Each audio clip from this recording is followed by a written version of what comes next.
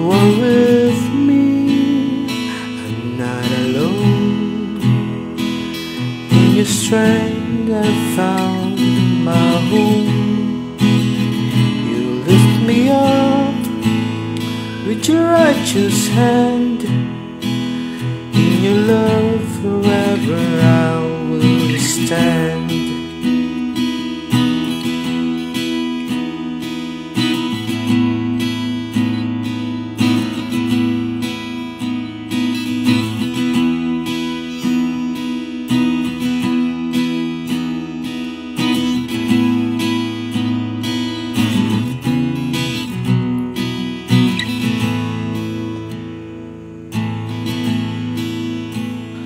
When my heart feels lost in pain, you bring peace like gentle rain.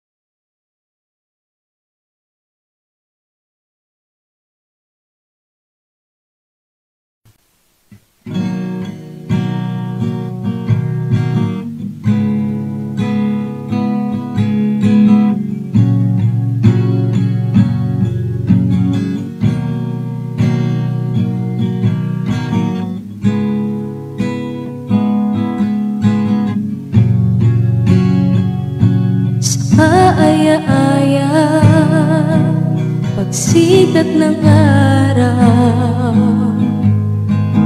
ng isang umaga, pinapahihintay. Do'y matitiyak ang pagtatagumpay sa isinasalungang kalbaryo ng buhay. Do'y maibsan ang mga pangamba na dulot ng sakit at ng pagdurusa.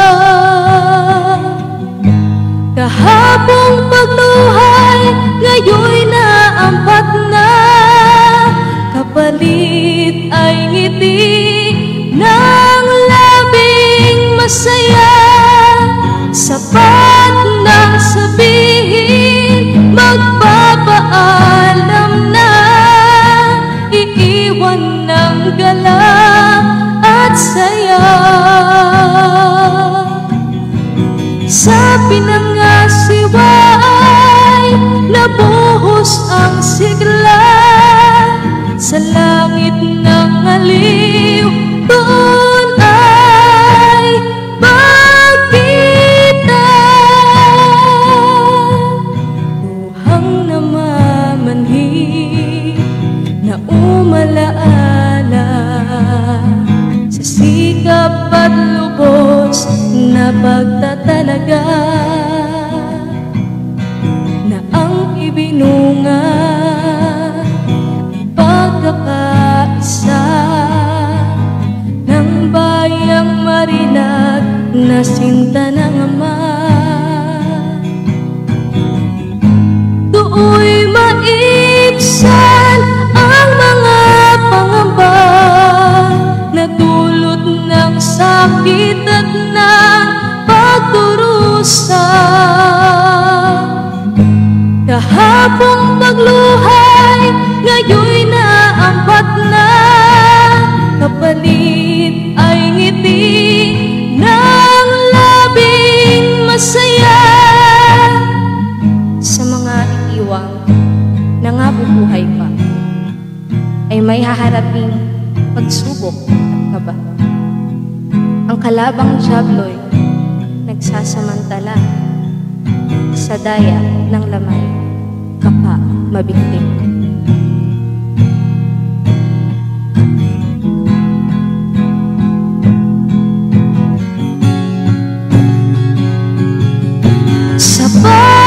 nang sabihin magpapaalam na, iiwan ng gala at saya. Sa pinangasiwa ay nabuhos ang sigla, sa langit ng aliw doon ay magkita.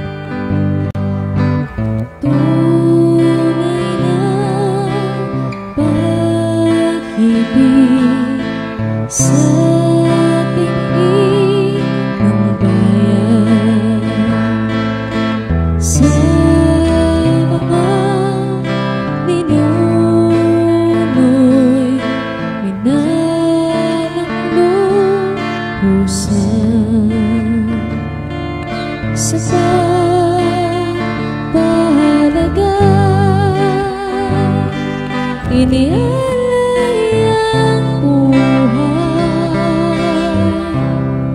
nagtiis ng hirap, ng sakit at lumbay.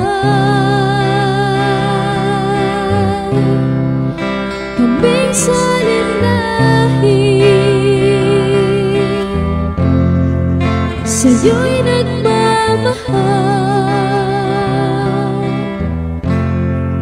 na di ka iniwan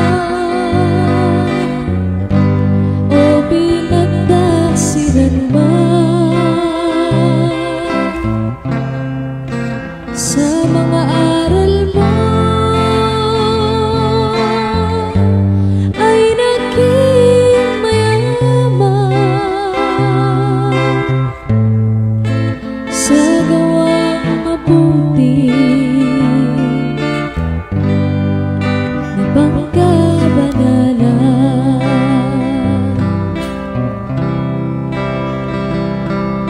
Sa loob ng higit 60 taon,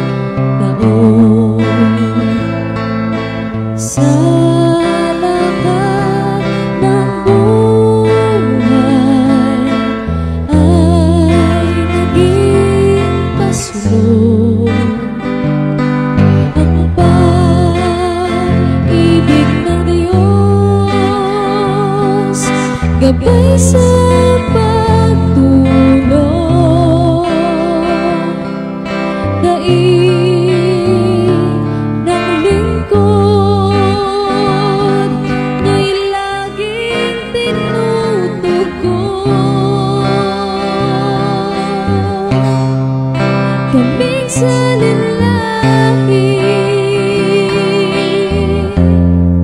sa'yo'y nagmamahal, hindi ka iniwan o pinagtaksilan man. Sa mga aral mo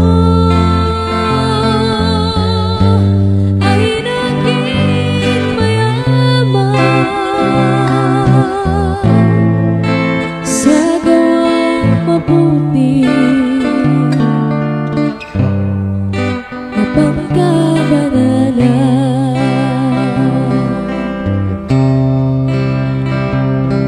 Dahil sa saganang kagandahang loob, banal na pagtawag na kaniyang kaloob, pagpapasalamat alay naming handog, mataas na papuri at nakalulugod.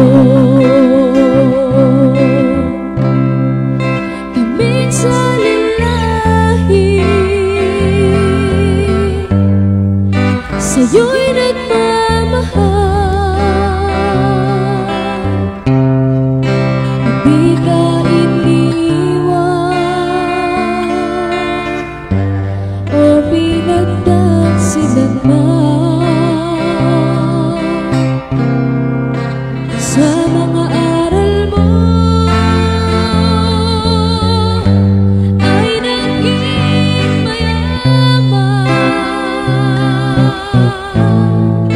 sa gawang mabuti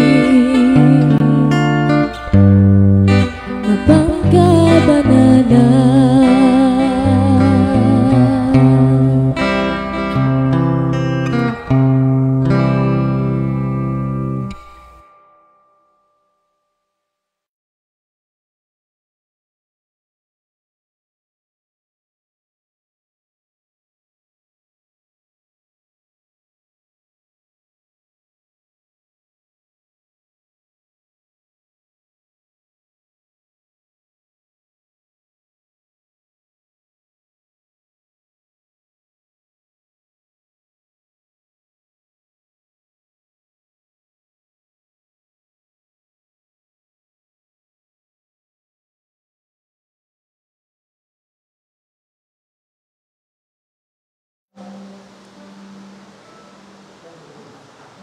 Hello, hello.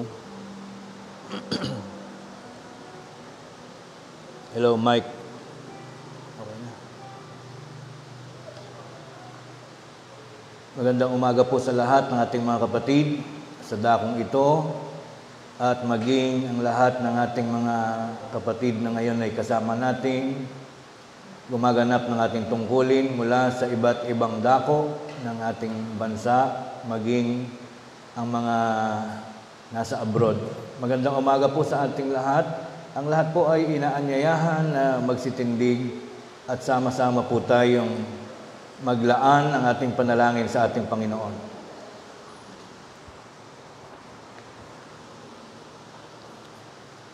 Sa ating pong mga dako ay ating damhin ang presensya ng ating Panginoong Diyos. Manalangin tayo mga kapatid. Amang banal na makapangyarihan sa lahat, sa mga mahalagang sandaling ito na aming tinatangkilik, matapos po na minsan pa'y iyong pinalipas ang isang linggong panahon na iyo pong pinuspos ng iyong mga dakilang pagpapala.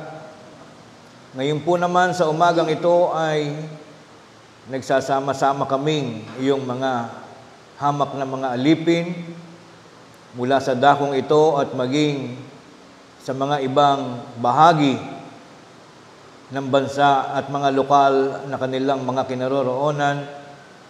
Kapiling din namin ang aming mga kapatid na nasa kanilang mga sambahayan at maging sa ibang panig ng sandaigdigan. Naririto kami upang aming pong ganapin ang kaparaanan ng aming pagpapasalamat, pagdakila sa iyong pangalan, alang-alang po, Ama, sa lahat ng mga bagay na mabubuti, mga dakilang biyaya na naging bahagi ng iyong mga kagandahang loob na patuloy mong kinakasangkapan upang maging mahalagang biyaya na dumarating sa aming pong mga buhay. Nagpapasalamat po kami, Ama, sa iyong kabutihan. Salamat po sa aming buhay na hanggang sa mga sandaling ito'y patuloy na tinatangkilik ng bawat isa sa amin. Nababatid po namin, Panginoon, at tunay naming sinasampalatayanan na hindi magaganap ang lahat ng pagliligtas sa aming buhay mula sa iba't ibang uri ng kapahamakan na nakapaligid sa aming mga dako, kung ito ay isasangguni lamang namin sa aming sariling kakayahan na hindi mo kami tutulungan. Bahagi po ng aming napakalalim na mga pananampalataya ay lubos kaming sumasampalataya at naniniwala na ikaw ang siyang Diyos na makapangyarihang lumikha ng lahat ng mga bagay, Diyos na siyang nagbibigay ng pagkakataon o ng kapahintulutan na kami ay patuloy pang magtaglay ng aming mga buhay at kalakasan. Salamat po, Ama, sa lahat ng mga biyayang ito. Salamat sa mga mapapayapa, masiglang mga araw na iyo ding ipinahihiram sa amin. Salamat po sa lahat ng iyong mga pagpapala sa araw-araw na siyang tumutugon sa lahat ng aming mga pangangailangan.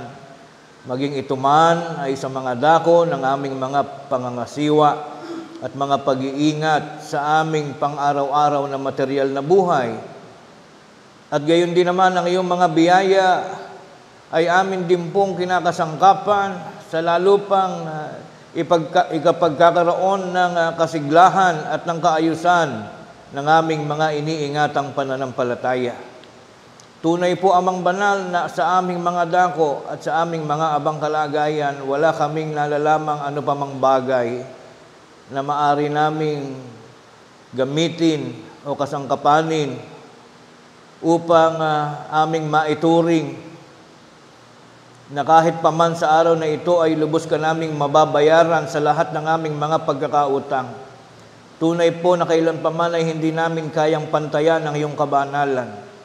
Ang lahat ng iyong kagandahang loob ay patuloy na ibinabahagi mo sa amin at kailan paman ay hindi kami makababayan. Kaya't marapatin mo na lamang po, Amang Diyos, na sa ganitong mga pagkakataon ng aming buhay, sa tuwing kami naglalaan ng aming mga panahon, mga lakas at isipan at lubos na pananampalataya, sa tuwing kami nagkikita-kita at ginaganap ang aming itinatalagang pagsamba, nawa po ay ito'y maging mahalagang handog na amin pong maituturing, na maaaring maging bahagi ng aming mga pagpapasalamat sa iyo. At nawa maging ang pagkakaisa ng aming mga puso at damdamin at ng aming mga kaluluwa sa oras na ito, sa pananalangin na aming ginagampanan, ay maging bahagi rin ng pasasalamat ng bawat isa sa amin. Iyo rin pong matanaw, nawa ang mga kasabikang nadarama ng aming mga kaluluwa sa oras na ito, sapagkat naniniwala kaming ito rin naman ang mahalagang pagkakataon na kami bibiyayaan mo ng ganap na sandali na kami ay muling makarinig, makabahagi ng isa na namang mahalagang aralin na nagbabahagi ng iyong mga palatuntunan at mga kautusan na nais mong maging bahagi ng aming mga paniniwala, ng aming pananampalataya. At ang kabuuan po na magaganap sa aming pagsasama-sama sa oras na ito ay aming pong patuloy na inihahandog sa iyong kaitaasan bilang paraan ng aming pasasalamat sa iyong dakilang pangalan. Ama naming Diyos na makapangyarihan sa lahat, sa pagkakataong ito, lubos mo pong nakikilala kung sino-sino kami na nasa iyong harapan sa mga pagkakataong ito. Amin pong binubuksan sa iyong dakilang mapanuring mga mata ang kalagayan ng aming buhay, ang mga lihim na bahagi ng mga kasaysayan sa amin pong mga araw na lumipas. Buong pagmamalaki namin ngayon, Panginoong, inihaharap sa iyo lahat ng mga talaan na mga kasaysayang naging bahagi ng aming talambuhay, ang mga pagkakataong kami nakikipagpunyagi sa mga bahagi na nagpaparupok ng aming mga abang kalagayan, subalit amin pong pinagsisikapan na sa bawat maghapong dumaraan sa aming buhay ay amin pong naipagtatagumpay ang lahat ng mga naisin, lahat ng mga mabubuting gampanin na iniibig mong maging bahagi ng aming mga pagdadala ng buhay. Buong pagmamalaki namin, ipinababasa sa iyo, Panginoon, ang mga nasusulat na mga kaganapan na sinasaksihan ng aming mga kaluluwa. Bagaman sa bawat linggong dumaraan, nagtatapat kami, Panginoon, na maaaring hindi kami tunay na nagiging napakamatwid sa lahat ng aming mga araw. Bahagi pa rin ng aming mga buhay, ang aming mga karupukan at ang aming mga kahinaan. Sa pangilang-ilang mga sandali ng aming buhay ay nagiging kaugnay pa rin kami sa mga pagkakasala at sa mga kakulangan, pagkakaroon ng kamalian ng takbo ng aming mga buhay. Lubos namin itong idinadalangin, Panginoon, na sana'y patuloy mo kaming lingapin ng iyong mapagpalang mga kamay. Patuloy mo kaming abutin ng iyong dakilang pag-ibig. Ipatawad mo sa bawat isa sa amin ang lahat ng aming mga karupukan, ang mga kapintasan na nagiging bahid dungis ng aming mga sarili. Patuloy mo po kaming patawarin sa lahat ng aming mga pagkukulang, upang ang mga bagay na ito, ang mga paglilinis at kapatawaran, ang magsilbi namang amin pong pag-asa na mapanghahawakan, na kami karapat dapat pang manatili sa loob ng iyong sambahayan. Sa paglipas ng mga panahon ay hindi nawawala ang aming mga pangarap, na sa pagdating ng tamang pagkakataon kaming lahat ay sama-sama nahaharap sa iyo upang tumanggap ng pangako mo pong buhay na walang hanggan.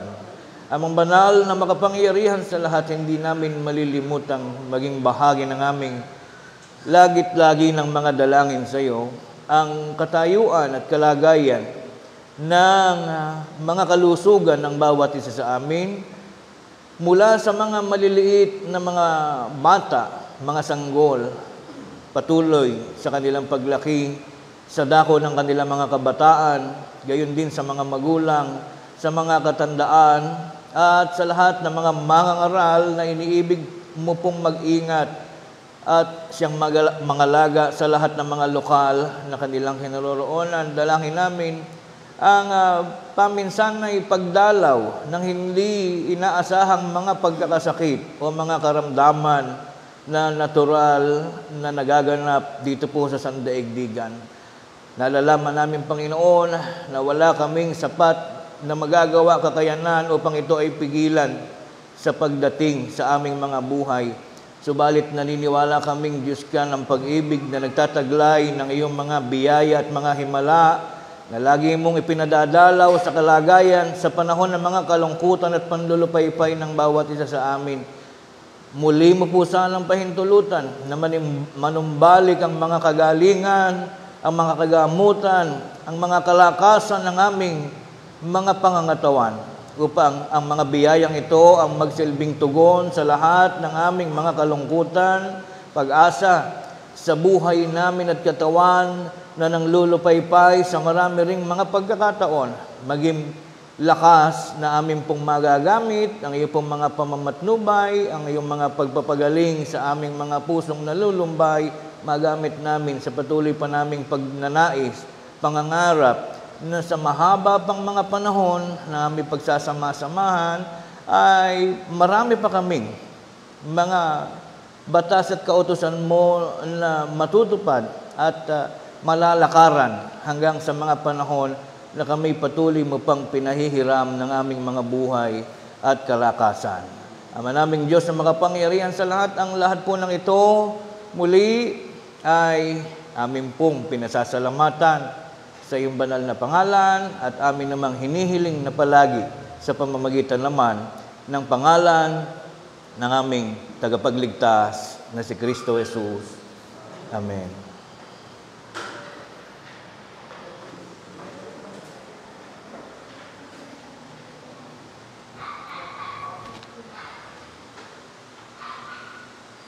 Good morning, mga kapatid. Pagpapala ng Diyos sa pamamagitan ng araw na ito ang siyang sumaating lahat. Sa araw na ito ng ating tinatawag na araw ng pananambahan at muling pakikipagkatipon sa ating mga kapatiran. Binabati natin siyempre ang lahat ng ating tagapanood sa umagang ito, at sa mga bansa naman na sa pagkakataon ngayon ay gabi, bumabati din kami ng magandang gabi. At gayon din sa lahat ng mga lokal na ngayon ay nanonood sa atin. Sa Tarlac City, sa Parañaque, hindi sa Quezon City, sa Santa Maria, Bulacan, San Jose del Monte, at sa lahat-lahat po ng mga nanonood sa atin sa kanilang mga sambahayan. Ngayon po ay ikatatlong linggo ng month of May 2025. Tayo po ay nagdiriwang ngayon ng ating araw ng pagsamba na may lakip na pasasalamat ng isa sa ating kapatid sa lokal na ito sa Sampaloc, San Rafael, Bulacan. Handog na pasasalamat ni kapatid na John Gabriel Santiago dahil sa pagdiriwang ng kanyang kaarawan noong May 13, 2025. Kaya bumabati tayo ng maligayang kaarawan kay kapatid na Gabriel at nakikiisa tayo sa pasasalamat sa Diyos dahil sa patuloy na biyaya, ligtas na mga panahon na ibinibigay ng Diyos kay Brad John Gabriel at sa atin pong lahat. Ngayon po ay dadako na tayo sa ating ginayak na paksang aralin. Magiging ating inspirasyon, dagdag na unawa, inspirasyon habang tayo nabubuhay. Sabi nga po sa 34:16 ng Isaias, inyong saliksikin sa lahat, sa aklat ng Panginoon at inyong basahin. At ni isa man dito'y walang nagkukulang. Ibig sabihin, lahat ng bagay na gusto mong alamin sa buhay, although ngayon po ay napakalapit na natin sa kaalaman, isang pindot lang sa cellphone, nakakapag-search ka ng lahat ng bagay.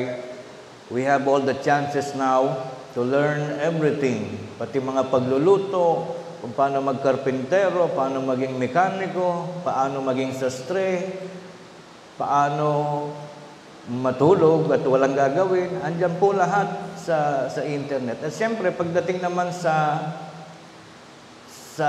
usaping may kinalaman sa Espiritu, sa Biblia, sa ating Panginoong Diyos, ay wala pang iba tayo maaaring puntahan kundi yung banal na kasulatan o ang Bible.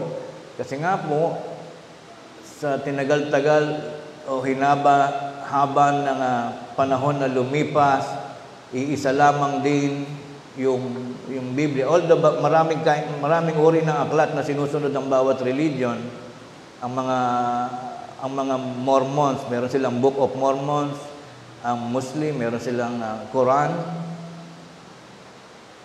Tayo naman na tinatawag na Kristiyano, ito yung Biblia na napakaraming revisions, napakaraming version, kaya hindi natin masisisi ang pagkakataon na nagkakaroon ng iba't ibang mga interpretation ang bawat relihiyon. Hindi po natin mapipigil yan. Lahat ay may kakayahang magbuo, magtayo ng mga religion sapagkat wala naman pong batas na pumipigil dito.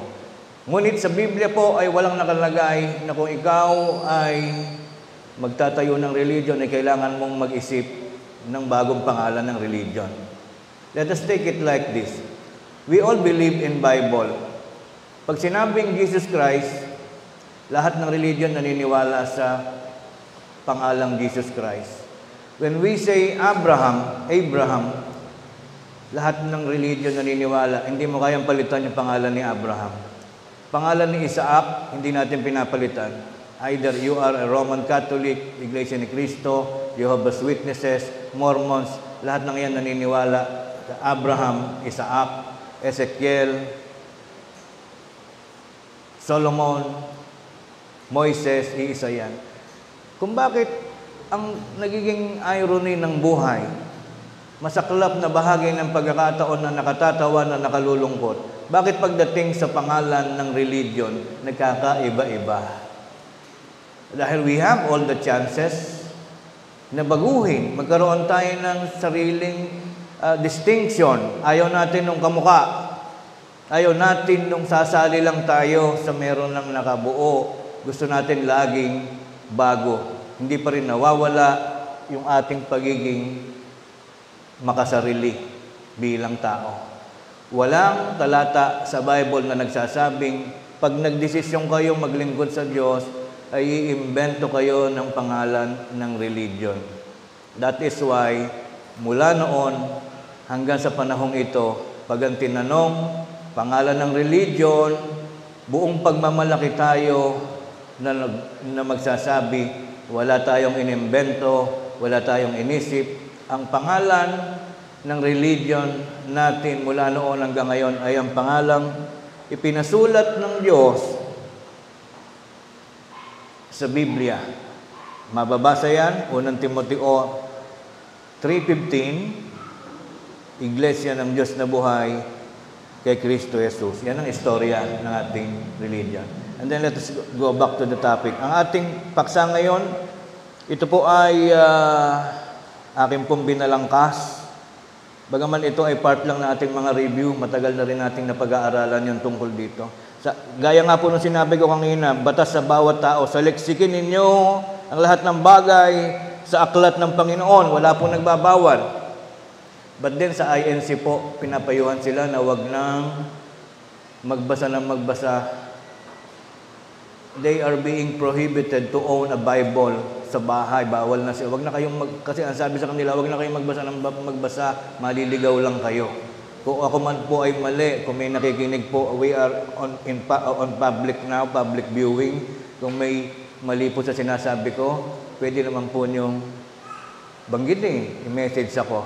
Pero iyan po talaga ay ganyan ang kanilang way ng buhay. Bawal po sa kanila. Hindi po sila ini-encourage na magbasa ng Bible dahil baka daw maligaw pa. Ang sabi po ng Diyos, saliksikin natin ang lahat ng bagay sa aklat ng Panginoon. Kaya ito po ay ating pag-aaralan. Ang topic po natin, ang kahulugan ng salitang ako at ang Ama ay iisa. Ito po ay mababasa sa Juan 10:30. Ang atin po munang pag-uusapan, bakit kailangan nating bigyan ng pansin itong maliit na bagay? Pag binasa natin to, walang laman walang content yung talata, kundi yun lang eh. Ako at ang Ama ay isa. I-open mga brada ay. Ganun kasimple. Pwede nga, kung pagpapasensyahan na lang, ba't ba pag-uusapan pa? Hayaan na natin. Napakaliit na bagay. Very simple yung content. Pwedeng intindihin, pwedeng hindi, pwedeng palampasin na. Kasi there are a lot of chances na nagbabasa ka ng Bible, may mga magaganda, hayaan na, saka na yan, saka na yan, saka na yan. Pwede naman kasi yun. Pero bakit kailangan tutukan natin ng pansin ito? Sa pamamagitan ng maliit na pangungusap na ito, na napaka-simple at payak, marami pong naliligaw. Kung dadali natin sa usapin, kung ikaw ay magmamahal, sa lahat ng bagay na minamahal, nagmamahal ka ng anak, ng pamilya, it is only natural na dapat kilala mo yung anak mong mamahalin. Walang magulang na nagmamahal sa anak na hindi niya kilala kung sino-sino yung anak niya, kung ano itsura, kung ano taas, kung gaano kataba, gaano kapayat. Normal po yun. Pag ikaw ay nagmahal ng tahanan, normal sa iyo na alam mo kung saan ka uuwi, alam mo kung anong address mo. Kahit 2 po yung bahay sa isang row, sa subdivision, alam niyo, magkakamukha yan eh. Alam mo kung alin yung sa'yo. Pag magmamahal ka ng kapwa o ng sino man sa sangbahayan, it's only normal na alam mo yung paraot parito ng lahat ng mga bagay na minamahal mo, including your pet, marami sa atin, mga alagang mga hayop, lahat ng bagay o tungkol sa ating minamahal, alam natin eh. Di lalo pang napakahalaga, mga kapatid, kung ang minamahal at ang sinasampalatayanan mo ay yung iniisip mo na siyang lumikha sa iyo. Hindi lahat ng tao ay naniniwalang may Diyos. Andyan na yan, ilagay na natin sila sa isang sulok ng ating buhay. We cannot please everybody. Mayroong mga taong normal na hindi naniniwala sa Diyos, hayaan natin sila. Ngunit tayo naniniwala at sumasampalataya na Diyos ang lumikha ng lahat ng bagay, including us, dapat kilala natin ang Diyos. Bakit kailangan kilalanin? Mayroong pong mga tao, hanggang sa panahong ito, ay, gaya na sabi sa Bible, huwag kayong, alam niyo po sa 10 utos ng Diyos, may mga religion nagsasabing, wala na yan, hindi na yan dapat sundin, Meron namang sinasabi dapat pa rin sundin, meron batas na si Kristo. Alam niyo po ba sa 10 utos ng Diyos, 2 doon ay tungkol sa Diyos-Diyusan. Yung number 1, huwag kang magkakaroon ng ibang Diyos sa harap ko. Sabi ng Panginoon kay Moises, pinatuturo niya sa lahat ng tao. Merong subject, may issue tungkol sa pagiging seloso ng Diyos. Sabi niya sa unang utos pa lamang, huwag kang magkakaroon ng ibang Diyos sa harap ko. That is number 1. Pangalawang utos ng Diyos sa 10 utos, huwag kang gagawa o lilikha ng anumang bagay na inanyuan. When we say anumang bagay, pwedeng bola, pwedeng mukhang halaman, pwedeng mukhang sandok o kutsara. Kasi yung sinasabi nila, pag ang Diyos-Diyosan mo ay maganda, mukhang tao, matangos ang ilong, kamukha ni Maria, ang explanation ng ibang tao, hindi yan Diyos-Diyosan. Yan ay refleksyon, image ng Abaginoong Maria na naging nanay ni Kristo. Ang explanation ng ibang tao, pag maganda ang itsura ng poon, ay hindi na siya Diyos-Diyusan. Ang sinasabi sa pangalawang utos ng Diyos, huwag kang gagawa ng anumang larawan, ng anumang bagay na nabubuhay tulad ng hayop, mga bagay na nasa langit, mga bagay na nasa lupa, tulad ng mga hayop na umuusad at maging nasa dagat. Akala nila ang Diyos-Diyusan, mga bulate na inukit o mga bagay na mga itsurang hayop na inuukit sa bato. Sad to say, including lahat ng mga kahoy na inaanyuan na itinuturing na Diyos, bawal po yan sa Diyos. Ngayon, let us go back to the topic. We are talking about love and worshiping God. Tapos hindi mo alam pala. Alam niyo po ba, as of now, mula nung makarating sa ating bansa, ang Bible noong 1521, we consider that date as a special day na nakarating ang mga Kastila sa ating bansa. And of course, sila din ang may dala ng Bible. Ang Bible na walang contamination, ang Bible na tama, ang Bible na matuwid. Ngunit nang nagkamali lang yung way ng pagtuturo sa atin. Kasi yun din naman yung Bible na nagsasabi doon, huwag kayong gagawa ng Diyos-Diyusan. Sad to say, bakit inalaw nila, itinuro nila ang pagsamba sa Diyos-Diyusan? Hindi mo masisi. Kasi ang mga Romans, ang mga Greeks, kasama yan sa literature from Athens, Greece and Athens, sila yung talagang nagpasimuno ng mga gods and goddesses. Kaya sila din ang nagtuloy ng relihiyon na nakarating dito sa atin, itinuturo ng mga Kastila. Wala tayong dapat sisihin, hindi ako ang dapat sisihin o yung pinag-uusapan natin. We are talking about the truth. Kung tayo man ay nagsasalita ng isang bagay na nangyayari sa iba, hindi ibig sabihin tayo naninira o mahilig lang tayong magkalutkot ng buhay ng iba. Kailangan natin itong gawin para malaman ng ating mga anak kung nasaan tayo nakatayo, ano ang ating prinsipyo at ano naman ang prinsipyo ng iba. Maybe not some, all Baptist church today, marami po ang Baptist church. Pag kayo bumabiyahe, makikita nyo sa mga chapel, Baptist, blah, blah, Baptist, blah, blah. All Baptist church believe sa rulings po ng oneness. Ano po ba yung oneness? Naniniwala po sila na ang God, the Father, at ang Jesus Christ ay isa lang. Sa Roman Catholic, maybe they are not aware of this, pero meron pong rulings way back, panahon pa ng Kastila, may batas po ang Roman Catholic, I'm sorry, hello po sa inyo, na batas ng Trinity. What is Trinity? Doon pa lang sa word na three, hindi po puno. Tatlong persona. Diyos Ama, Diyos Anak, Espiritu Santo, ay counted, according sa kanilang batas, counted po yan as isa lang na number. Kumbaga, kung bibigyan mo ng lapis, isang lapis lang para sa kanila. Kumbaga, kung iahambing natin sa eleksyon, isang boto lang sa kanila, isang count lang. Yung Diyos Ama, siya din daw yung, sabi ng mga Baptist, nung hindi pa bumababa si Jesus Christ sa lupa, siya yung Ama. But then, nung bumaba siya, nawala yung Father sa taas, nag-acto daw, nag-play ng role ng pagiging anak. On that time, on that period, siya yung Son, Jesus Christ.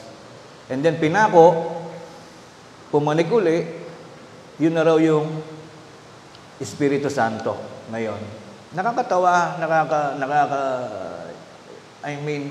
nakapagtataka bakit ang mga verse sa Bible madaling basahin, madaling intindihin. Pero millions of people, dahil sa pagtuturo, maling paraan ng pagtuturo, dahil sa paniniwala, paggalang, pagrespeto, kapag may problema, hindi ko na sasabihin mali, sasabihin na lang natin, may problema. Kapag may problema yung aral, pinaniniwalaan din po ng maraming tao, kahit milyong tao, posibleng magkamali, pagmali ang aral. Ngayon, basahin natin sa atin naman pong part, Iglesia ng Diyos, na buhay kay Kristo Jesus. Meron pong sinabi dito, Juan 10:30, ako at ang Ama ay iisa. Dito po naligaw ang maraming tao. Sabi nga nila, patutunayan daw nila na inamin daw ni Kristo na yung tinatawag ninyong God the Father at mismong si Jesus Christ ay iisa lang at nagkunwa-kunwarian lang nung siya bumaba sa lupa. Nakakarinig din po ako ng kasi marami akong mga kaklase noong time 1980s going after year 90s, uso po nun yung mga born again Christian. Iba-iba din po yan. May mga charismatic pang tinatawag nun, kami sa charismatic group. Matatawa ka sa kanila, mananalangin sila, sasabihin nila sa una, Jesus Christ, I thank you, I pray to you, please bless us, please give us all the beautiful things in life that we deserve to have. Tapos sa dulo, so sino yung dinasalan nila sa una? Si Jesus Christ. Matatawa ka sa kanila sa dulo, and we ask this, O Lord, in the name of your Son, Jesus Christ. So yung dinalanginan, si Kristo, tapos nung nagpasalamat sa huli, di ba tayo pag nagtatapos ng panalangin, sinasabi natin, hinihiling po namin ito sa pangalan ng iyong anak na si Jesus. Sa simula, I don't know if they are aware. Hindi ko alam kung sinasadya nila o hindi nila alam yung sinasabi nila. Sabi nila sa una, Panginoong Jesucristo, ganito, ganyan. Tapos sa huli, hinihiling namin ito sa pangalan ng iyong anak na si Kristo. So, Kristo pa rin yung anak, Kristo pa rin yung tatay. So, matatawa ka. Bakit? Kasi hindi nila alam yung sinasabi nila. And this is the perfect time, the right time, para maunawaan natin sa pamamagitan ng pag-aaral. Ano ba ang malalim na logic, yung tinatawag na philosophy na nakabalot sa mga linya ng Bible? Hindi po lahat ng mabasa natin yan ay iyon na yung meaning. Meron sinasabing meaning behind the lines, meaning behind the letters. Hindi ko mo sinabing aso ay aso. So ito lilinawin natin. Ano ang ibig sabihin ng salitang ako at ang Ama ay iisa? Bago yan, ito ang ating preliminary part of our study. Ano ba meron sa Biblia? Ikalawang Pedro 3:16, basahin po natin. Sabi po dito, gayon din naman sa lahat ng kanyang mga sulat na dooy sinasalita ang mga bagay na ito, na dooy may ilan, hindi po lahat naman, may ilan na bagay na mahirap unawain, na isinisinsay ng mga hindi nakakaalam at ng mga walang tiyaga. Sino po yung may chance na magturo sa tao? Yung mga pastor, mga mangangaral, katulad po namin, maselan ang aming sitwasyon. Pag kami nakapagturo ng mali, lahat ng nakikinig sa iyo, mamamali din. Yung pala nangyayari din ito nung unang panahon pa. Sabi, may mga nagsisinsay. Ano ibig sabihin ng sisinsay? namamali. Maybe hindi man sabihin natin hindi sinasadya. Ako naman naniniwala lahat ng mga pastor, lahat na nagtuturo, hindi sila mag-iintensyon na magturo ng mali. It just so happen na yung alam nila ay may problema. Kaya ayun naman ang naililipat nila sa iba. Hindi mo masisisi yun. Lahat din na yun mababait. Lahat na yun nagmamahal din sa Diyos. It so happen na talagang sa buhay sa mundo, sabi nga ng Biblia, may darating na mga bulaang propeta. Yung bulaang propeta na yun, hindi nga nila alam na bulaan pala sila. Nangyari lang, mali yung kanilang alam. So sabi dito, isinisinsay ng mga hindi nakakaalam, sino yun? Yung mga walang tiyagang mag-alam. Yung pag nabasa, sapat na sa kanila, yun na yun, yun na yun. Hindi sila mag-iisip kung bakit. Nagaya rin naman ang kanilang ginagawa sa ibang mga kasulatan na ikapapahamak din nila. Ilang milyong tao ang namamali pa hanggang sa mga panahong ito, mga kapatid. Mahirap basta na lang manalangin sa Diyos. Mahirap basta na lang sasabihin mong, Panginoon, nirerespeto ka namin, mahal ka namin. Tapos ang pinaniniwalaan mo naman palang Diyos, yung poon na nasa gilid ng iyong kwarto, nayari sa puno ng santol. Mahirap yon. Kung ikaw man ang Diyos, magagalit ka doon. Sino sa atin ang nagmamahal na kapag nagmahal ng iba, ang iyong minamahal, hindi ka magagalit? It is just normal sa buhay ng tao. Huwag po tayong masasaktan pag nasasabihan na, ba't ganun may mali? Normal po nangyayari yan sa mundo. Ngayon, ano kaya ang paliwanag? Bakit nga ba sinabing ako at ang Amay iisa? Mismong si Kristo pa nagsabi, ako at ang Amay iisa. Ang paniwala ng mga tamad umintindi, ayan, inamin na ni Kristo, isa lang daw sila. Kaya nung mamamatay si Kristo, nung nakapako siya, sabi niya, Ama ko, patawarin mo sila. Ano yun, nagloloko-lokohan, siya na pala yung Diyos, siya pa dinadasalan. Meron pong sinasabi, hindi ko na nilagay sa slide, sa Mateo 3:16 hanggang 17, ito po yung tagpo na yung tatlo ay nandoon. Present yung tatlong concern. Ang Diyos Ama, Espiritu Santo, at si Kristo. Mababasa niyo po yan kung meron kayong application, Bible sa cellphone. 3:16 up to 17 ng Mateo, at ang sabi po, at nang mabautismuhan na si Jesus, ay pagdakay umahon siya sa tubig, at narito, nangabuksan sa kanya ang langit. Si Jesus nasa tubig. Tapos biglang lumiwanag sa langit. So ilan na? Andun si Kristo, andun Diyos Ama, dalawa. Nakatingin si Kristo, at nangabuksan sa kanya ang langit. At nakita niya ang Espiritu ng Diyos na bumababang gaya ng kalapati. Meron yung third person, yung issue, concern, ay bumababa naman na parang kalapati. Hindi ko alam kung paano yung nakita Espiritu, kasi may kapangyarihan si Jesus eh. Pero kung tayo lang yon, hindi natin makikita yung Espiritu. Espiritu nga yun eh. Dahil ang nasa ibabaw ng tubig ay Panginoong Jesucristo, nandun yung Ama, may pinabababa yung Ama na Espiritu Santo, nandun naman si Kristo. So doon pa lang, kaya natin ito binabanggit, hindi pwedeng iisa sila. Dahil si Kristo na pala yung Diyos, si Kristo na pala yung anak, siya pa Espiritu Santo, hindi na sasabihin yung talata na ito. Ano nangyari? Nung bumaba ang Espiritu Santo ng Diyos, bumababang gaya ng kalapati, ay lumalapag sa Kanya. Bumababa. So dalawa na yun. Magkikita. Ang Espiritu Santo at si Kristo ay magpapang-abot na, bababa. At narito, ang isang tinig mula sa langit, mayroon pang magsasalita sa langit. Baka sabihin nila, yung Espiritu Santo, yun din ang Diyos na bumababa. Pero hindi po, nasa gitna ng Espiritu Santo, along the way ng kanyang biyahe mula itaas pababa rito, dahil sasaksi siya sa naganap na pagkakabautismo kay Jesus. Nandun pa pala yung Diyos Ama sa langit. Ang sabi, mula sa langit, may tinig mula sa langit na nagsasabi, ito ang sinisinta kong anak na siya kong lubos na kinalulugdan. Tandaan po ninyo, i-type nyo mamaya sa messages, Mateo 3:16 up to 17.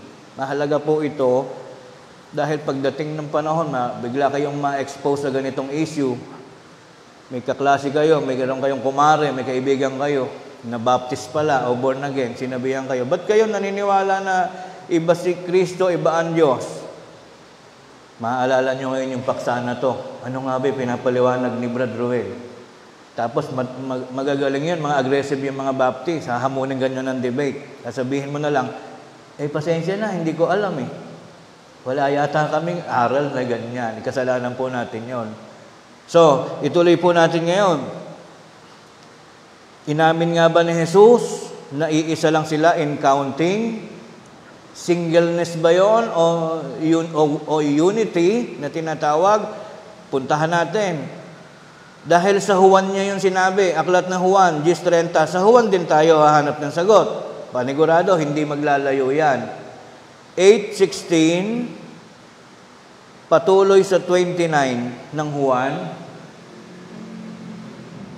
Sa 16 muna po tayo. Sabi ni Kristo, si Kristo nagsasalita nito na isinulat naman ni Apostol Juan. Kasi siya yung nakikinig nun eh.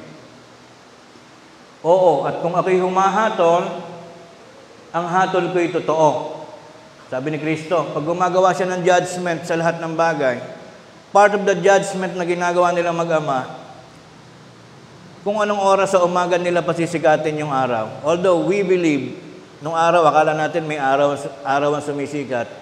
Yung pala, nung pag-progress ng agham, sibilisasyon, yung mundo pala umiikot.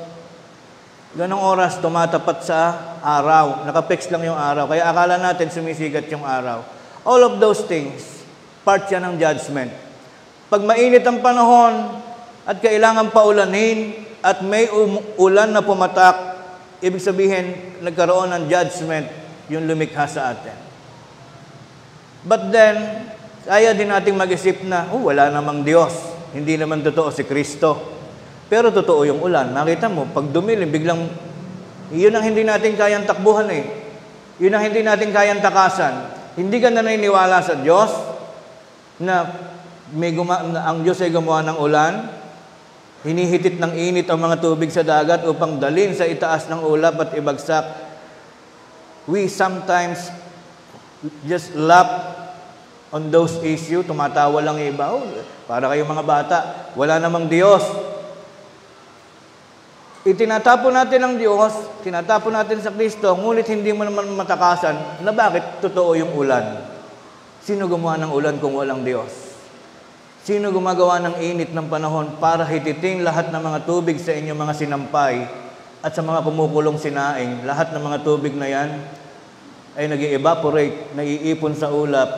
Pag bumigat na yan, babagsak bilang ulan. Sasabihin na lang natin, normal lang yan. There's no magic on that. Ganon ang mga tao. Tatalikuran ang Panginoong Hesukristo at ang Panginoong Diyos. Ngunit hindi naman kayang talikuran yung mga totoong nagaganap. Na sa hapon, pagpagod na ang hapon, mamamahinga ang daigdig. Matutulog tayong lahat. Didilim. Bakit may ganon? Sino gumawa? Ba't napaka-perfect? Ba't hindi mangyaring sa umaga gumabi at sa gabi mag-umaga? Ba't di nagkakabaligtad? Bakit during summer hindi magkabaligtad? Yung maging rainy days yung summertime at yung summertime naman ay maging rainy days din. Ganon din yan, ano? Hindi yun mahahalata. Hindi natin mahahalata na nabaligtad pala. Iyon ang istorya ng buhay. Sabi dito, when I do judgment, ang hatol ko'y totoo sapagkat hindi ako nag-iisa, kundi ako at ang Ama na nagsugo sa akin. Dito pa lang, malinaw na. Hindi raw siya nag-iisa pag gumagawa ng judgment. Ang judge kasing alam natin, yung pagka may kaso sa barangay eh. Ano yung naging judgment?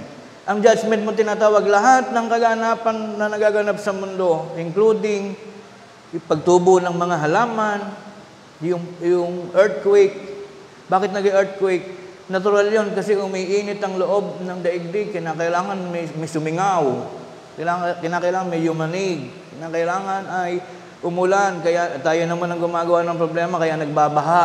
Lahat po na yan ay part ng judgment na ginagawa ng Diyos at ni Kristo sa araw-araw ng ating buhay, including yung mga mag-aasawa, Mag-honeymoon, after a month, mag-iintayan ng pagbubuntis. Judgment po yan. Pag biglang naglaman, bumili ng pregnancy test, uy, double positive, double lines, positive. Ganun ba yun? Pag dalawa guhit, positive? Para mamali ako. Ganun ano. Pag isa lang, hindi. But there are those couples na 8 years nang nagpapaguhit, nag-iihi sa PT pero wala pa rin guhit na lumalabas. Those are negative judgment na hindi mo naman masisi. Bakit ganun?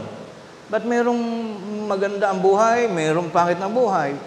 Part po yan ng judgment sa mundo na hindi natin dapat ipagsisi. Minsan marami lang tayong reklamo, pero sa totoo lang pala, mas maganda pala ang buhay mo kaysa sa ibang tao. Titigilan din natin minsan yung reklamo ng reklamo. Dahil mas mapalad ka pa kaysa sa isang bulag. Merong mayaman na tao. Naiinggit ka sa mayaman na tao. Yung pala, 50 taon na niya hinahanap yung kanyang tunay na magulang. So, hindi talaga perfect ang buhay. So, saan po sila isa? Sa bilang ba? In counting? No. Judgment. Sa paghatol, parehas sila. Nagkakasundo sila. Doon pa lang nung sabihin ng Diyos Ama, lalangin natin ang tao, kagaya ng ating uwangits, hindi siya kinontra ni Jesus. Naganap yung sinasabi. What else? Ano pa yung mga talata sa Juan pa rin, 17:22? Ano ibig sabihin na hindi dapat paniwalaan na si Kristo at ang Diyos ay iisa? Bakit? Mas matindi to. At 29 pala muna. May continuation pa yung 29. Mabalik. Ayun na, 29. 16. Next, yung 29.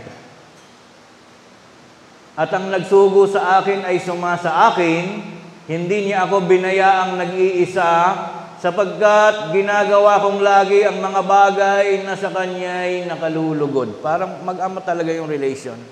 Nung sabihin ni Jesus na ako at ang Ama ay isa, hindi ibig sabihin siya rin, kundi nagkakaisa sila in understanding, in judgment, sa pag-iisip ay iisa sila. Punta naman tayo ngayon sa Juan 17:22. Sabayan niyo po akong bumasa, malapit na tayo magtapos. At ang kaluwalhatiang sa akin ibinigay mo, ay ibinigay ko sa kanila. Ano po ba ibig sabihin ng kaluwalhatian? Kasi minsan pinapalampas lang natin salita pero hindi naman natin naiintindihan. When we say kaluwalhatian, yung kabuuan mo. Halimbawa, si Brad Jomong, ang kaluwalhatian niya, yung kilalanin mo siya as kung sino siya ngayon. Meron siyang identity. Yung completeness ng kanyang identity, si Brad Jomong Karangdang, kung ano itsura niya, kahit pumigit ka, ma-imagine mo, ayun, pag sinabing Brad Jomong, ayun ang itsura niya. Yun yung completeness mo, yung identity mo, yun ang iyong kaluwalhatian. Ibig sabihin, si Kristo pala nagkaroon ng sariling identity, sariling kaluwalhatian na hindi humihiram ng kaluwalhatian ng iba sapagkat siya binigyan ng sariling personality. Binigyan siya ng sariling identity. Katulad ko po, iba ang identity ko, iba personality ko kaysa kay Brad Brian, kaysa kay Brad Dan Luther. Pag sinabing Dan Luther, siya lang yon. Pag sinabing Brad Ruel, ako yon. Inamin din ni Kristo, meron siyang tinanggap na sariling identity, kaluwalhatian na hindi humihiram from others. So doon pa lang maling-mali na sabihin na iisa lang ang Diyos Ama at iisa pa rin ang Diyos Anak. Katulad din sa Holy Trinity, ang Diyos Ama daw, ang Panginoong Jesucristo at ang Espiritu Santo ay iisa. Mali din po yan. Hindi po natin kasalanan. Huwag naman po magalit kung may nasasabihang mali dahil kayo po ang may gawa niyan, hindi po kami. Ano po? So sabi dito, si Kristo may sariling identity, sariling kaluwalhatian na ibinigay sa Kanya ng Ama. Ito yung nakakatuwa sa huli. Upang sila'y maging isa. Sino tinutukoy na sila? Lahat po ng miyembro. Tayo. Meron din pala silang idea na tayong lahat ay papag-isahin. upang sila'y maging isa na gaya naman natin, tayong lahat, upang sila'y maging isa na gaya natin na iisa. Ano pagkakaiba ng word na to, na gaya natin na iisa, dun sa sentence kanina, na ako at ang Ama'y iisa? Parehas lang po yan. Ito pinaka-the best na sample. Kung sasakay tayo ng Baliwag Transit, kaya tayo sa 2 bus siguro. Dahil ang idea mo ay sinabi po ng Panginoon Kristo sa Juan 10:30, ako at ang Ama'y iisa, sabi po, upang kami din ay maging isa, gaya nila. So kami po ay wag mong titikitan ng marami. Isa lang po ticket namin, isa lang bayad namin. Ilan ba kayo? 45 po. Sa tingin niyo, papayag yung konduktor? Dahil sasabihin, iyan ang pagkakaintindi namin sa Biblia. Dahil sabi sa 10:30 ng Juan ay, ang Diyos at si Kristo iisa. Tapos inulit pa po sa 17:22 na gaya naman natin na iisa, mga magkakapatid iisa. Kaya po kami naturuan ng aming relihiyon na sa tuwing kami sasakay ng Baliwag Transit, kahit po kami 20 o 4 na po, dapat po ang ititiket nyo sa amin ay isa lang, sapagkat binasbasan kami ng Diyos na maging isa. Baka sampalin kayo ng talandro nung ano tawag doon? Nung konduktor. Baka sipain kayo palabas. Kasi maling-mali eh. Hindi ko mo sinabing ako at ang Ama'y iisa, na gaya natin iisa, ay isa lang ang bilang. Mapapasama po ang buhay natin nun. Ngayon, ang kailangan dyan ay hindi naman din actually deep study. Hindi kailangan, we don't need a deep kind of thinking. Dahil ito ay napaka-basic, napaka-simple na intindihin. Hindi po ito singleness, hindi ito oneness, kundi unity, pakikipagkaisa, pag-iintindihan, pagkakaunawaan. Ganun lang po ang ibig sabihin na ikinaliligaw po ng iba. Pero kung gusto niyo maniwala na baka akala niyo ako'y gumagawa lang ng issue, subukan niyo maghanap sa page ng mga Baptist. Hanapin niyo, what are the doctrines of the Baptist Church? Makikita niyo yan. They all believe na si Jesus Christ at ang Diyos Ama ay isa lang. Makikita nyo lahat ng ating pinag-aaralan. Wala pong bawal sa ating mag-search. I-research nyo rin po. Next, talata. Tayong lahat ay iisa daw. Banggit dito, Galatia 3:28. 2 talata na lang tayo. Walang magiging Hudyo o Griego man, walang magiging alipin o malaya man, walang magiging lalaki o babae man, sapagkat tayong lahat ay iisa kay Kristo Jesus. Next question. Pagsakay mo ba ng barko, isa lang ticket? Marami pa rin. Hindi ko mo sinabi dyan na tayong lahat ay iisa kay Kristo. Yun lang ibig sabihin, nagkakaisa. No more gulo-gulo. Iisa ang pananampalataya. Nagkakasundo tayo under one doctrine na binabasa natin sa Bible. Yun lang po ang napakasimpleng ibig sabihin nung talatang pinagulo ng ibang tao. Sino po nagturo nito sa Pilipinas? Ang pinagsimulan po niya ng maling turo.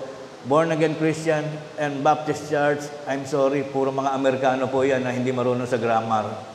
Nakakatuwa. That is the irony of life. Kung sino pa Amerikano, siya pang hindi marunong sa grammar.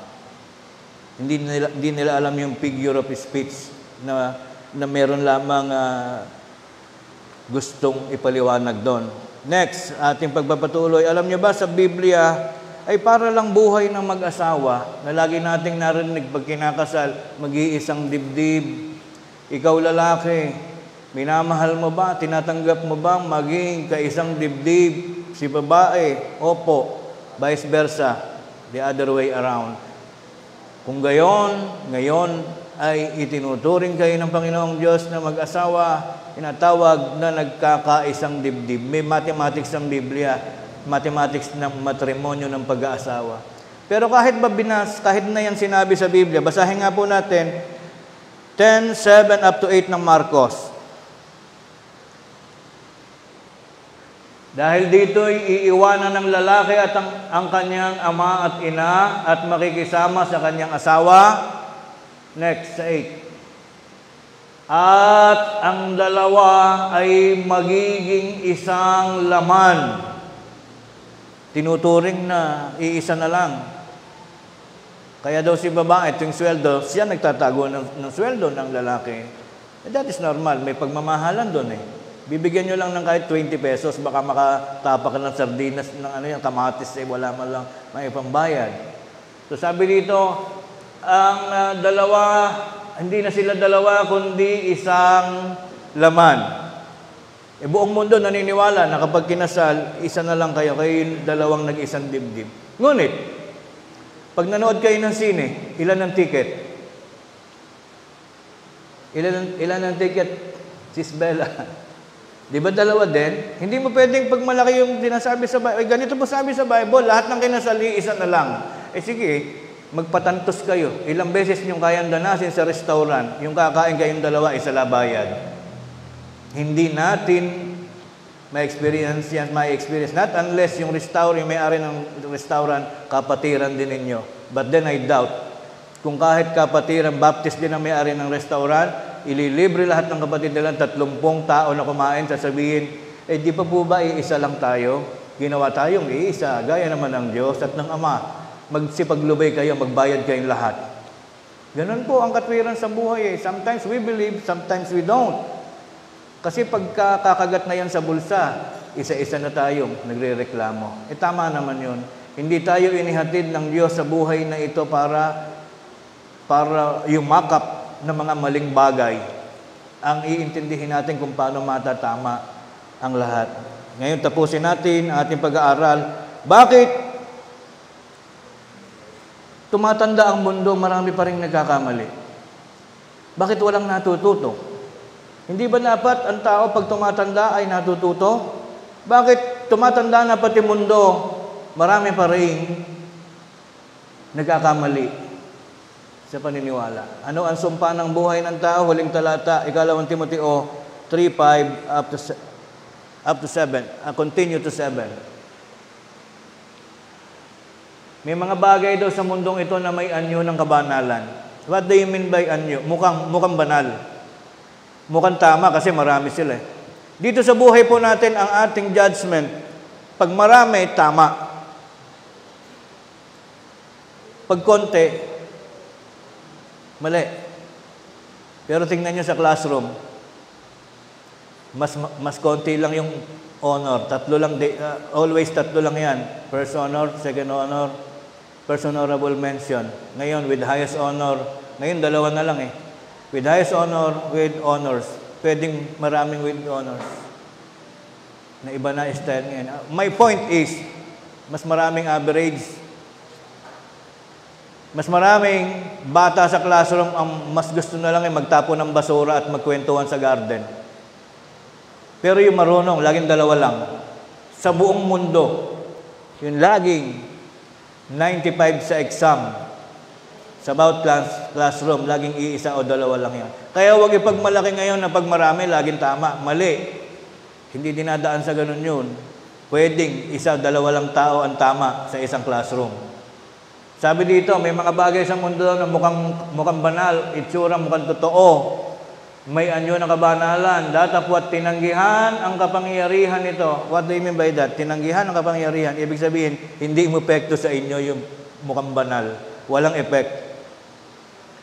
Lumayo ka rin naman sa mga ito. 7. Na laging nagsisipag-aral. Ilang taon yan nag-aaral? 12. Ang daming aral-aral. Laging dala-dala ang Bible. Hindi naman alam kung ano yung binabasa. Maraming ganon, mga kapatid. Kailan pa man ay hindi nakararating sa pagkaalam ng katotohanan.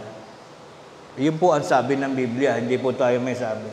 Kasi kahit ngayon pong mga panahong ito, ang dami nating maririnig ng mga minamahal nating kababayan, sinasabi nila, bakit tayo kailangan magkagalit? Iisa ang Diyos. Basta tayo magmahalan, sundin ang utos, ay sapat na. Iyon po ay kung dadaanin sa sarili nating pananaw at sarili nating opinyon, pwede yon. Pero sa Diyos, aalamin mo, sasaliksikin mo kung ano yung tama. Ilang milyon ang magkakapatiran sa iglesyang naniniwala na si Kristo ay tao. Napakarami nila. Marami din naman ang hindi naniniwala sa Diyos. If you are going to search that on your messenger, hanapin nyo ilang percentage sa mundo ang atheist o yung mga hindi naniniwala sa Diyos.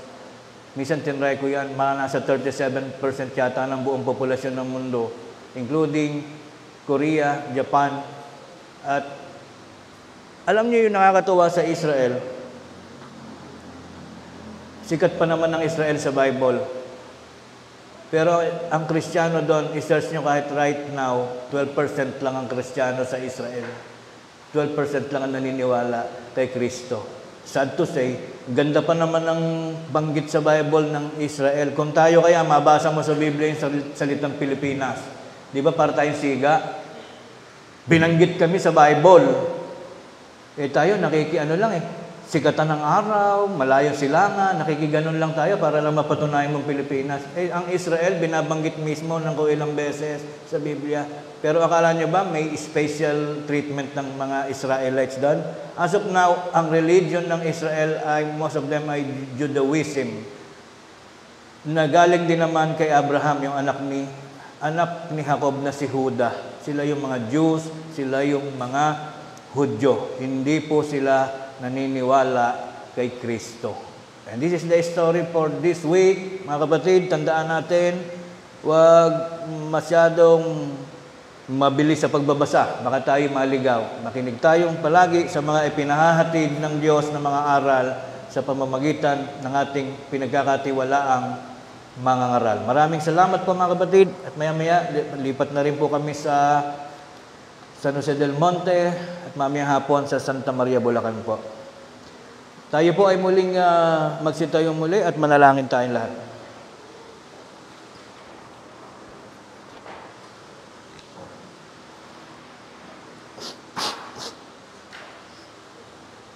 Panginoon naming Diyos, amang makapangyarihan sa lahat, kami po ay nagtatapos sa aming gampanin at kami po ay nagpapasalamat pa rin sa kagandahan ng oras, sandali na iyong ipinahiram sa aming pong lahat.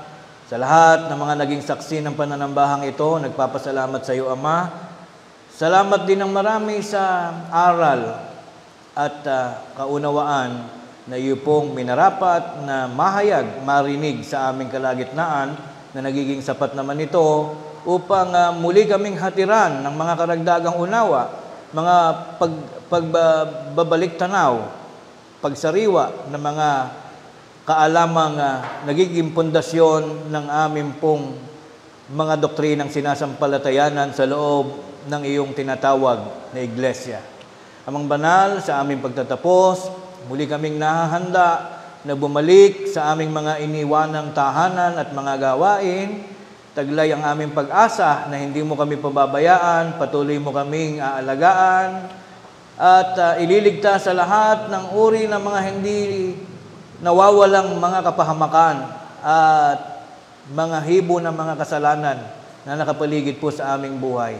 Patuloy mo kaming alalayan, Panginoon, bagaman kami ang may tungkulin na lumayo sa mga kasamaan, ay hindi kami nahihiya, Panginoon, na maging ang ganitong bagay ay ipakiusap namin at hilingin sa iyo. Tulungan mo po sana kami na magising sa tuwing kami nagkakamali sa buhay, maalaman namin kung ano ang dapat naming gawin, paalalahanan mo kami palagi, Panginoon. At sana sa panibagong papasok na isang linggong araw, ay maging mapalad pa rin kami na makapagtatagpos ng bawat araw at makararating sa panibagong pagsapit ng araw ng linggo. Katulad po ng lahat ng minamahal naming mga kapatid, ay buhay pa rin sa araw na iyon.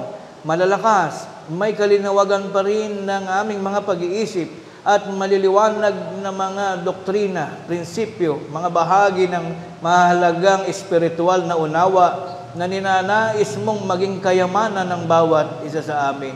At sa araw ng linggo, muli kaming magkikita-kita at maglalaan ng mahalagang oras upang sa araw na iyon ay muli naming pasalamatan ang iyong pangalan ng naaayon sa iyong dakilang kalooban. Ama naming Diyos, pagpalain mo po ang ang sangbahayan, ang kapatid naming naglalakip ng pasalamat ngayon dahil sa pag-alaala ng araw ng kanyang pagsilang, at ang lahat po ng mga kapatid na naging saksi ngayon sa aming pong pagsamba, lagi mo pong aalalayan, dagdagan mo po ng mga mabubuting kapalaran, hindi lamang mga karagdagan taon ng buhay, kundi ang lahat-lahat pa ng kaganapan ng aming mga dalangin at ng aming mga mabubuting layunin at mga pangarap sa buhay. Ilalayo mo po sa mga biglaang kamatayan, ilalayo mo kami sa mga mabibigat na karamdaman, at kung sakali ang isang karamdaman ay dumapo sa aming buhay, ay papalisin mo po ito sa pamamagitan ng pag-ibig at pag-asa na nagiging bahagi ng iyong pang-araw-araw na mga himala na iyong pong kaparaanan ng pagmamahal sa bawat isa sa amin, at ang iyon naman pong mga dakilang biyaya na aming tinatanggap sa araw-araw, sama-sama po namin ngayong tinatanggap at pinasasalamatan namin palagi sa iyong pangalan at aming hinihiling sa pangalan ni Jesus na aming tagapagligtas. Amen. Pumarito po yung naglakip ng pasalamat.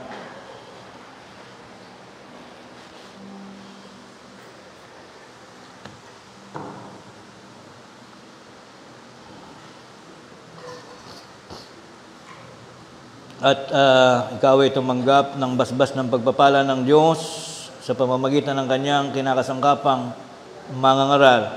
Maging tayong lahat, mga kapatid, tanggapin natin ang basbas ng pagpapala ng ating Panginoon. Pagpalain nawa kayo ng Panginoon at ingatan kayo. Paliwanagin nawa ng Panginoon ang kanyang mukha sa inyo at mahabag sa inyo.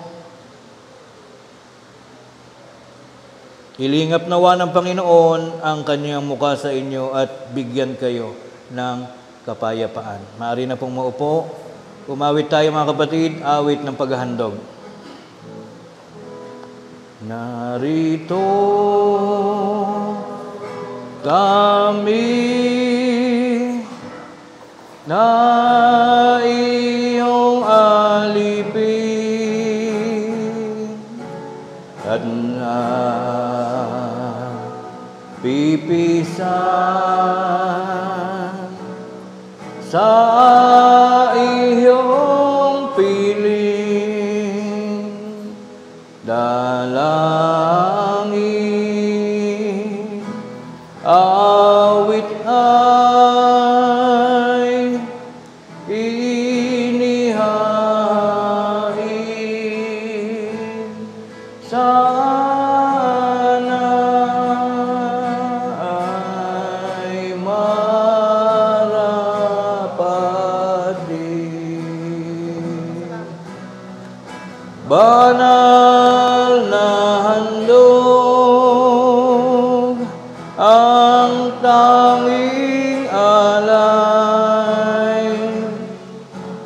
ng iyong lingkod ay bendisyonan na kaya ng kaloob, ang handog na ukol sa Espiritu ay tungkulin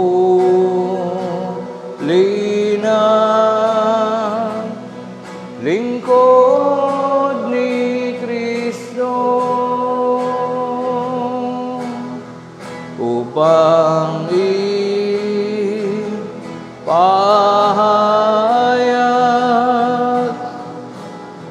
ang Ebanghelyo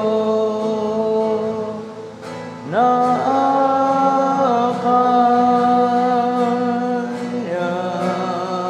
ministeryo. Muli po tayo magsitayo, mga kapatid. Tayo magpasalamat sa Diyos.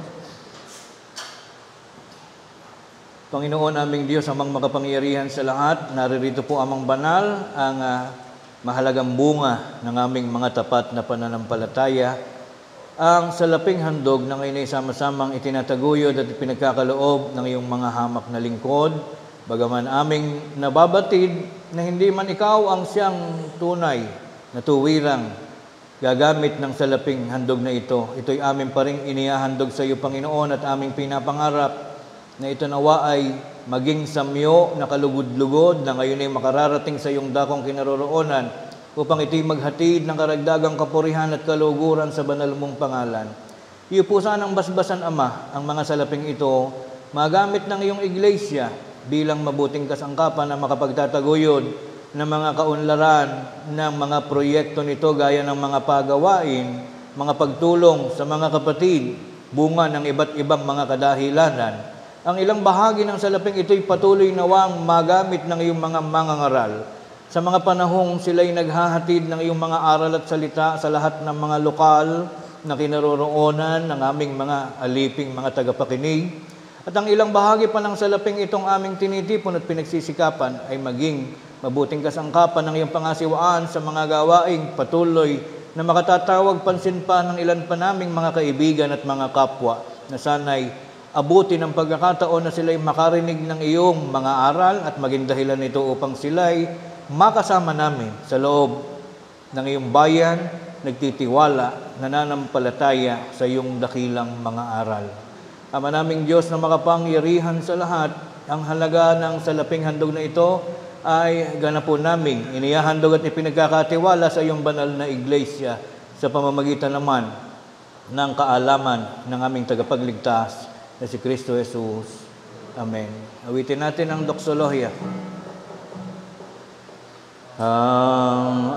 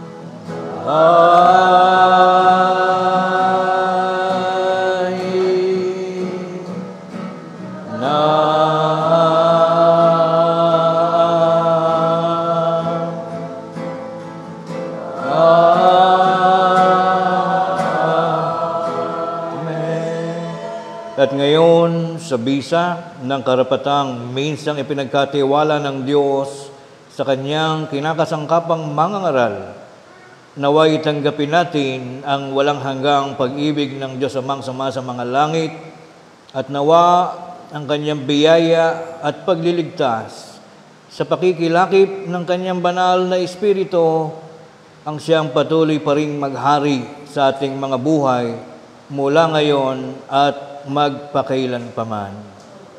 Marami pong salamat, mga kapatid. Pagpalain tayo ng Panginoon.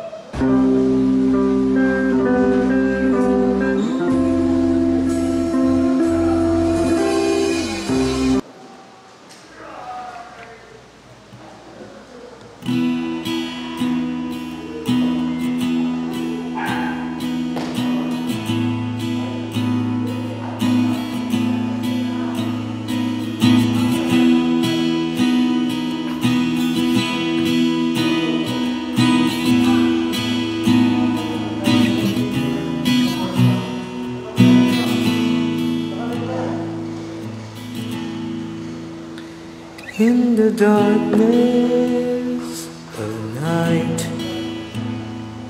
when fear tries to take Ay, bossing. the light, Thank you po sa pakikinig. I hear your voice so clear, telling me there's no need to fear.